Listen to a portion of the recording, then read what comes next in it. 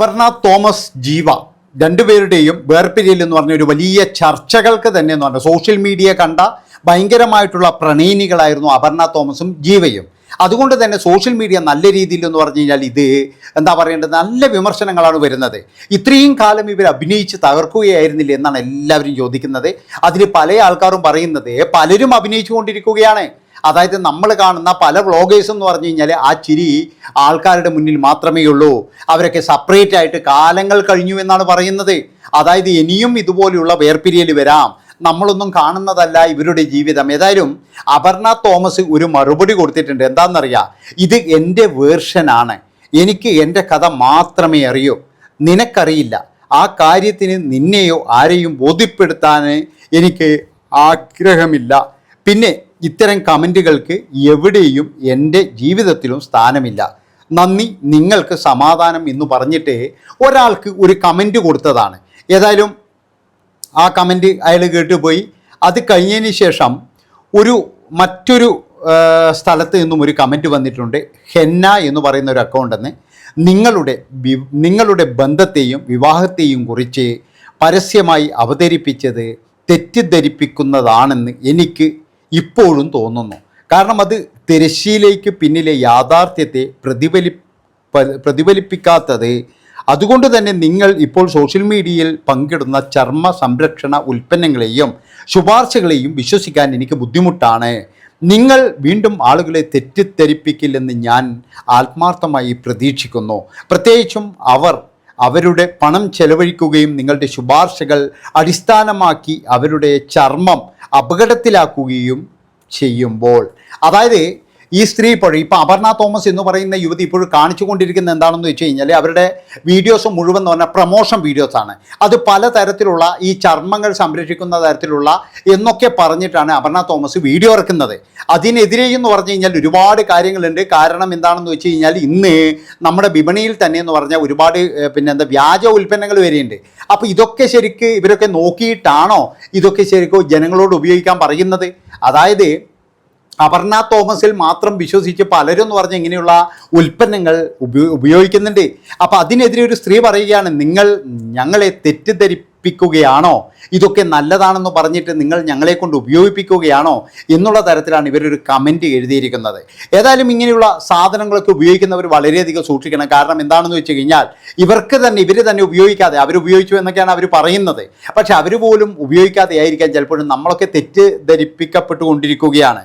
അപ്പോൾ അങ്ങനെ പല കാര്യങ്ങളുമാണ് ഇവരുടെ ജീവിതത്തിൽ ഉണ്ടായിരിക്കുന്നത്. അതുകൊണ്ടാണ് ഞാൻ പറയുന്നത്, അതായത് നിങ്ങൾ വളരെയധികം സൂക്ഷിക്കണം ഇങ്ങനെയുള്ള പ്രൊഡക്റ്റുകളൊക്കെ വാങ്ങിക്കുമ്പോൾ എന്ന് എനിക്ക് പറയാനുള്ളൂ. ഇനി മറ്റൊരു കാര്യം, നമ്മൾ അസ്ലാം മാർലി പറയുന്ന കാര്യങ്ങൾ എന്താണെന്ന് നമുക്ക് നോക്കാം. അസ്ലാം മാർലി കുറച്ച് കാര്യങ്ങൾ പറഞ്ഞിട്ടുണ്ട്. മീഡിയ യൂട്യൂബേഴ്സ് അല്ലെങ്കിൽ ഇൻഫ്ലുവൻസേഴ്സ് അല്ലെങ്കിൽ ഇവരുടെ ഫിലിം ആക്ടേഴ്സ് ഇവരുടെ ഡിവോഴ്സ് വരുമ്പോൾ മാത്രം ഇത്രയും സെലിബ്രേറ്റ് ചെയ്യുന്ന ആൾക്കാർ എന്തുകൊണ്ട് ഇത്രയും സന്തോഷം അല്ലെങ്കിൽ കളിയാക്കാനും തോന്നുന്നത്?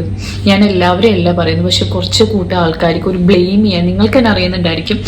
ഒരുപാട് ആൾക്കാർക്ക് ജെന്യുവിനായിട്ട് വിഷമം തോന്നുമെങ്കിലും ഇതിൽ വിഷമം തോന്നേണ്ട പോലും ആവശ്യമില്ല സത്യം പറഞ്ഞാൽ. കാരണം ഇത് രണ്ട് വ്യക്തികൾ തമ്മിൽ എടുക്കുന്നൊരു ഡിസിഷനാണ്. അവർക്ക് ഒത്തുപോകാൻ പറ്റാത്തതുകൊണ്ടാണ് അവർ ഡിവോഴ്സ് ആവുന്നത്. അപ്പം അതിൽ നമ്മൾ വിഷമിക്കേണ്ട അവർ ആവശ്യം വരുന്നില്ല. കാരണം ആ വ്യക്തികൾക്ക് മാത്രമേ ഉള്ളൂ എന്താ ഗോ ത്രൂ ചെയ്യുന്ന ഒരു കാര്യം എന്നുള്ളത്. എനിക്ക് പക്ഷെ പറയാനുള്ളത്, എന്തിനാണിത് സെലിബ്രേറ്റ് ചെയ്യണേ? കുറേ ആൾക്കാർക്ക് കുത്തി നോവിക്കാൻ ഭയങ്കര ഇഷ്ടമാണ്. ഇതൊക്കെയല്ലേ റിയൽ അല്ല എന്നുള്ളത് ഇപ്പം മനസ്സിലായില്ലേ? ഈ കാണുന്ന ഇൻഫ്ലുവൻസേഴ്സും യൂട്യൂബേഴ്സും അല്ലെങ്കിൽ കാണുന്ന സിനിമ ആൾക്കാരും ഒക്കെ ഇത്രയേ ഉള്ളൂ ഇവരുടെ ലൈഫ് എന്ന് പറയുന്നത്. ഇത്രയേ ഉള്ളൂ. കണ്ടില്ല അവരെന്ത് ഹാപ്പി ആയിരുന്നു? ഇതൊന്നും കണ്ട് നിങ്ങൾ തുള്ളരുത്. എന്തൊക്കെയായിരുന്നു ഇവരെന്തൊക്കെയാ കാണിച്ചു കൂട്ടിയിരുന്നത്, എന്തൊക്കെയായിരുന്നു എന്നുള്ളൊരു സാധനം ഇതൊക്കെ ഞങ്ങൾ മുന്നേ പ്രെഡിക്റ്റ് ചെയ്തതാ. അത് ശരിയാട്ടോ, ഒരാളുടെ കല്യാണ വീഡിയോ വരുവാണ് അല്ലെങ്കിൽ ഒരാൾ കല്യാണം കഴിച്ച് പറയുന്നത് അതിന്റെ താഴെ അസ്ലാം മാർലി പറഞ്ഞ പല കാര്യങ്ങളോടും എനിക്ക് യോജിപ്പേയില്ല. കാരണം എന്താണെന്ന് വെച്ച് കഴിഞ്ഞാൽ ഇവിടെയുള്ള പല ഇൻഫ്ലുവൻസേഴ്സ് എന്ന് പറയുന്ന ആൾക്കാരും അഭിനയിക്കുകയാണ്.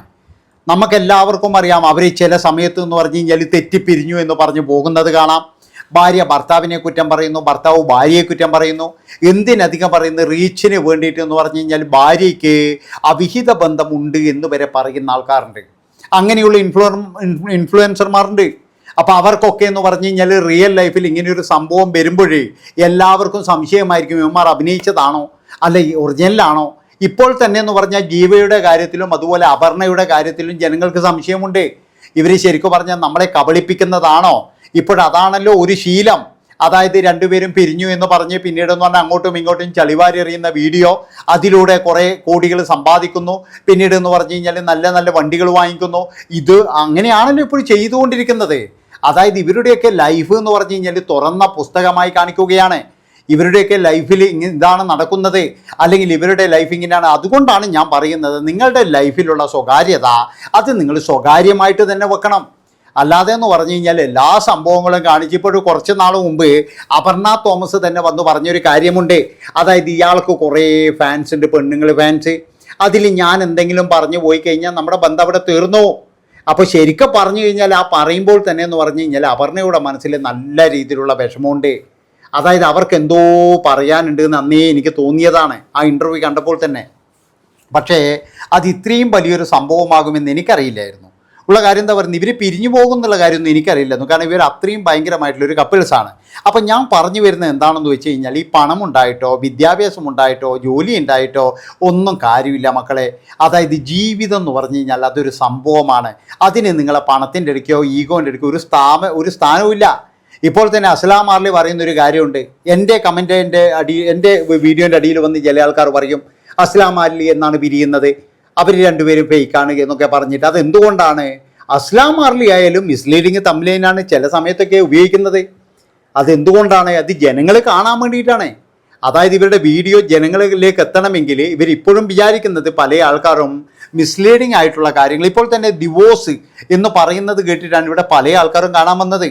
അതെന്തുകൊണ്ട് അസ്ലാം മാർലിയുടെ ജീവിതത്തിൽ ഡിവോഴ്സ് നടക്കുന്നുണ്ടോ എന്നുള്ള ഒരു ക്യൂരിയോസിറ്റിയെ നല്ല രീതിയിൽ ഈ പ്രേക്ഷകർക്കുണ്ട്, അവരെ സ്നേഹിക്കുന്നവർക്കുണ്ട്.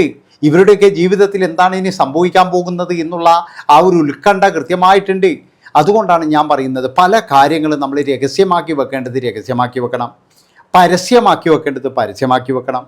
പക്ഷേ ഇവിടെ പലപ്പോഴും എന്ന് പറഞ്ഞു കഴിഞ്ഞാൽ ഇതൊന്നും ആരും ചെയ്യുന്നില്ല. ഇതൊക്കെ എന്ന് പറഞ്ഞു കഴിഞ്ഞാൽ ആൾക്കാർ അങ്ങ് നിസ്സാരമായിട്ട് വിടുകയാണ്. അതുകൊണ്ടാണ് പറയുന്നത്, ഈ ഇങ്ങനെയുള്ള കാര്യങ്ങളൊക്കെ വരുമ്പോൾ ചിരിക്കാനും ആൾക്കാരുണ്ടാവും, പിന്നെ എന്ന് പറഞ്ഞു കഴിഞ്ഞാൽ ഇവരെ കുറ്റം പറയാനും ആൾക്കാരുണ്ടാകും. ഇപ്പോഴും കാണുന്നില്ലേ, സംഭവിച്ചത് തന്നെയാണ്. നല്ല രീതിയിൽ കുറ്റാന്ന് എല്ലാവരും പറഞ്ഞുകൊണ്ടിരിക്കുന്നത്. അത്രയും ഭയങ്കര കപ്പിൾസായിരുന്നു, എങ്ങനെ പിരിഞ്ഞു. പിന്നെ ചില ആൾക്കാർക്കൊന്നും തന്നെ ദുഃഖമുണ്ടെന്ന് പറയുന്ന ഒരു കാര്യം ഞാൻ നിങ്ങളോട് പറയാം, പരസ്പരം ഒരു ധാരണയില്ലെങ്കിൽ, അല്ലാതെ നമ്മളീ കാണുന്ന ഈ പളവള മിന്നുന്ന ലോകമല്ല ജീവിതം എന്ന് പറഞ്ഞു കഴിഞ്ഞാൽ. അതൊരു വലിയ സംഭവമാണ്. അവിടെ എന്ന് പറഞ്ഞു കഴിഞ്ഞാൽ നമ്മൾക്ക് ഒരുപാട്, അതായത് പൈസ ചവറ് പോലെ ഉണ്ടായിട്ട് കാര്യമില്ല, ഇഷ്ടംപോലെ പൈസ ബുദ്ധിമുട്ടൊന്നുമില്ല അവർക്ക് അങ്ങനെയൊന്നുമില്ല. പക്ഷേ രണ്ട് പേരുണ്ടാക്കുമ്പോൾ ഒരാൾക്ക് കുറച്ച് കുറഞ്ഞു പോയാൽ അവിടെ വലിയ പ്രശ്നം. ഞാൻ പറഞ്ഞല്ലോ, ജീവിതത്തിൽ എന്ന് പറഞ്ഞു കഴിഞ്ഞാൽ അതൊരു വലിയ വിശ്വാസം തന്നെയാണ്. അത് കാത്തു സൂക്ഷിക്കേണ്ടിക്ക് നല്ല പണിയുണ്ട്. അതുകൊണ്ടാണ് പറയുന്നത്, എല്ലാവരും ജീവിതം എന്ന് പറഞ്ഞു കഴിഞ്ഞാൽ സീരിയസ് ആയിട്ട് മാത്രം കാണുക.